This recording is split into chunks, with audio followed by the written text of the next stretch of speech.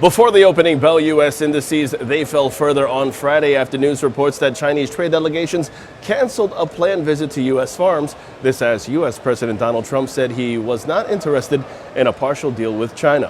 Shares in semiconductors and semiconductor equipment, retailing as well as tech hardware and equipment sectors, they all felt the most pressure. This all as 60% of SP 500 constituents traded lower Friday. Now, after the markets closed, NVR will replace Jefferies Financial Group in the SP 500 index, effective prior to the open of trade on September 26, according to the S&P Dow Jones. Meanwhile, turning overseas, Asian markets mixed today. The Nikkei rising 0.16%, the Hang Seng down 0.81%, China's CSI 300 down 1.14%, and South Korea's Kospi up 0.01%.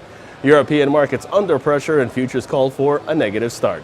Now, in terms of expectations today, we have Carnival third quarter EPS seen at $2.53 on sales of approximately $6.2 billion. And on the economic dock at 8:30 in the morning, we have August Chicago Fed National Activity Index. 9:45 in the morning, we have the September market manufacturing PMI, as well as services PMI and composite PMI reads all due out.